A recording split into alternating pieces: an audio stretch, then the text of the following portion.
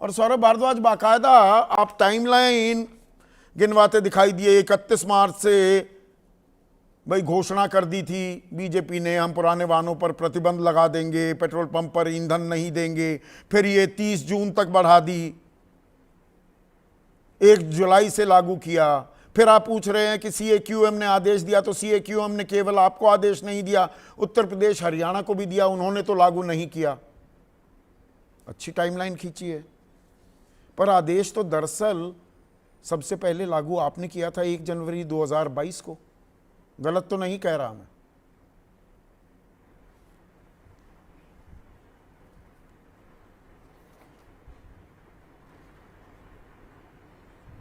सौरभ आवाज आ रही है? आपके लिए ही सवाल था। मुझे आ रही है, मुझे आवाज आ रही है, मुझे आवाज आ रही है। संदीप जी, मैं आपको बताऊं, 20 फरवरी 2025 को भारतीय जनता पार्टी की सरकार ने दिल्ली में शपथ ली। 28 दिन का फरवरी होता है। 1 मार्च को, यानी कि ठीक 1 हफ्ते बाद, इतनी जल्दबाजी थी सरकार को, 1 मार्च को सिरसा जी जो मंत्री हैं दिल्ली सरकार के, उन्होंने अनाउंसमेंट कर दी कि प्रदूषण को कम करने के लिए हम पूरी सख्ताई बरतेंगे और जितनी भी 10 साल से पुरानी डीजल की गाड़ियां हैं, 15 साल से पुरानी पेट्रोल की गाड़ियां हैं, उनको 31 मार्च के बाद हम पेट्रोल पंप पे पेट्रोल नहीं देंगे। यह घोषणा इन्होंने 1 मार्च को ही कर दी थी। और उसके बाद क्योंकि मार्च में इनका इंफ्रास्ट्रक्चर तैयार नहीं हो पाया, इनके पास कैमरास वगैरह नहीं थे, तो उसको डिले करना पड़ा और 30 जून से इन्होंने लागू कर दी। जब लागू करी तो खूब इन्होंने अपनी ही पीठ थपथपाई, पब्लिक को लगभग धमकाया कि किसी की गाड़ी नहीं चलने देंगे, पुरानी गाड़ी होगी तो जब्त कर लेंगे, हमने 400 टीमें लगाई हैं, किसी भी को भी बख्शा नहीं जाएगा। और 2 दिन तक दिल्ली की जो मिडिल क्लास है उसके बीच में हाहाकार मच गया, क्योंकि संदीप जी ये मामला कोई 2-4 हजार लोगों का नहीं था, 61 लाख ऐसे वाहन हैं। आप सोचिए 61 लाख ऐसे परिवार हैं जो इससे इफेक्ट हो रहे थे। जब हाहाकार मचा और मिडिल क्लास ने ट्विटर पर, फेसबुक पे कोसना शुरू किया, हम लोगों ने प्रेस वार्ता की, तो इस सरकार को कदम पीछे खींचने पड़े। उस पर भी देखिए झूठी बात, जब लागू किया तो इन्होंने कहा साहब सुप्रीम कोर्ट का और एनजीटी का फैसला आ रखा है, ऑर्डर आ रखा है। हमने सोचा पता नहीं कोई नया ऑर्डर आएगा, कोई नया ऑर्डर इनको मिला होगा। कोई नया ऑर्डर नहीं है। 2015 अप्रैल का ऑर्डर है सुप्रीम कोर्ट का और 2015 ही अप्रैल का ऑर्डर है एनजीटी का। 10 साल से हमारी सरकार बनी हुई थी, हमने उसको लागू नहीं किया था। कैसे नहीं इनकी किया? सरकार बनते ही इन्होंने कैसे नहीं किया? सौरभ भारद्वाज, जमीन तो आप बीजेपी को कोस रहे हैं, जमीन किसने तैयार की? इस आदेश को लागू किसने किया 1 जनवरी 2022 को, जिसके चलते 62,59,000 वाहन डी रजिस्टर हुए? आपकी सरकार थी ना संदीप जी, आज भी आप गूगल करके देख लीजिए, अखबारों की कटिंग निकाल के देख लीजिए, वो बाबू जो सीधा भारतीय जनता पार्टी और एलजी के इशारे पे काम करते थे, वो जबरदस्ती लोगों के घरों से इन गाड़ियों को उठा रहे थे। दिल्ली की चुनी हुई सरकार और हमारे ट्रांसपोर्ट मिनिस्टर कैलाश गहलोत जो आज बीजेपी में हैं, उनके कई बार डायरेक्शंस दिए गए कि आप ये मत उठाइए, ये मत उठाइए, मगर ये बीजेपी का प्लान तब से इनके हाथों में खुजली थी कि किसी तरीके से 61 लाख गाड़ियां नई बिकवाई जाएं दिल्ली के अंदर। ऑटोमोबाइल कंपनियों को बड़ा अरबों रुपए का सहयोगी बन गए ना। सहयोग आंदोलन आपने कहां चलाया? ना सौरभ, आपने अभी कहा कि अरे ये फैसला वापस ले रहे हैं, आप कह रहे मतलब फैसला वापस भी लिया जा सकता था। आपने क्यों नहीं ले लिया फैसला वापस? अगर यहां पर रेखा गुप्ता सरकार या बीजेपी की सरकार ये फैसला वापस ले रही है तो आप भी ले सकते थे। 2022 में संदीप जी हमने तो कभी ये फैसला किया ही नहीं। ये तो कुछ 2-4 बाबू थे जो भारतीय जनता पार्टी और एलजी के इशारे पे काम करते थे, उन्होंने जानबूझ के 2022 में बदमाशी की। हमारे वकील ने तो कोर्ट में खड़े होकर बोला, चुनी हुई सरकार के वकील ने, कि ये गलत हो रहा है।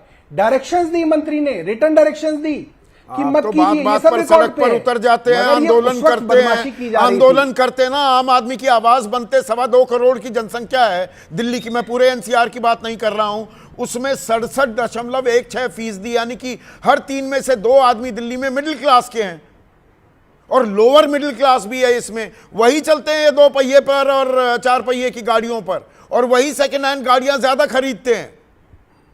एक गाड़ी खरीद ली, उसी को ताउम्र चलाने की कोशिश संदीप करते हैं। जी,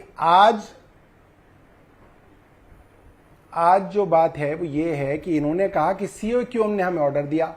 सीएक्यूएम की जो डायरेक्शन है वो 23 अप्रैल की दिखा रहे हैं और सिरसा जी ने प्रेस वार्ता कर दी 1 मार्च को। तो आपने तो 1 मार्च को ही डिसाइड कर लिया था कि 31 मार्च से आप पेट्रोल नहीं देंगे। सीएक्यूएम की चिट्ठी बाद में आपको 23 अप्रैल को मिली है। इसका मतलब आपकी और सीएक्यूएम की भी मिली भगत थी।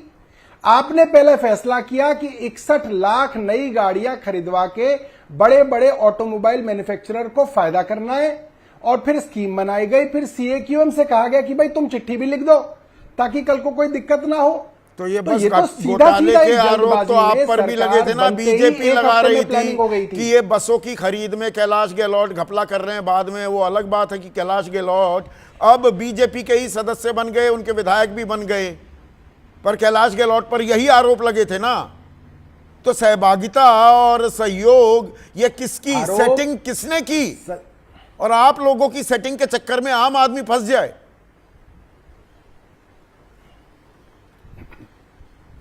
देखिए संदीप जी, ये तो बड़ा खुल्लम खुल्ला था जब पब्लिक ने गालियां देनी शुरू की और भारतीय जनता पार्टी के समर्थकों ने ट्विटर पे कहना शुरू किया कि हमको नहीं लगता था कि ये सरकार आते ही हम ही को खाएगी।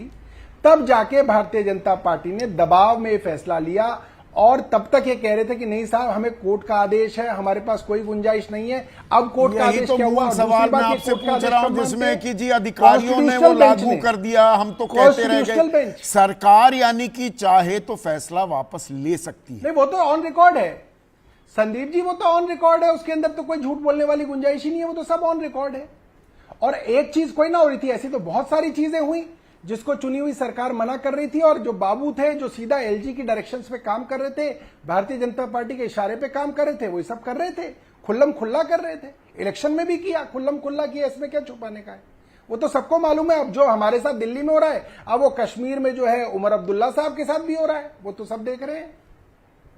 नहीं, पर इससे ज्यादा हास्यास्पद, लैकिंग एनी कॉमन सेंस कोई फैसला हो सकता है। दिल्ली में प्रदूषण करेगी जी 10 साल से पुरानी डीजल की गाड़ी, मुंबई में नहीं करेगी, बेंगलुरु में नहीं करेगी, लखनऊ में नहीं करेगी, पटना में नहीं करेगी। पटना की तो बहुत ही साफ हवा है ना मानो।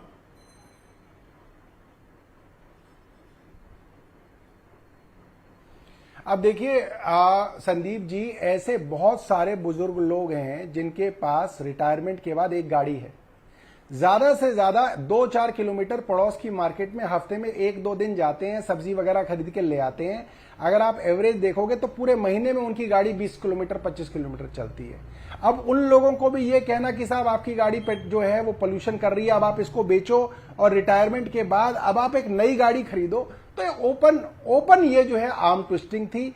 और 61 लाख नई गाड़ियां खरीदवाना अपने आप में बहुत बड़ा, आप ये कह सकते हैं, एक मतलब कि एक बड़े स्कैम की तरफ इशारा करता है। बड़े स्कैम में सभी मिले हुए हैं, आम आदमी की क्या जेब काटी जा रही है।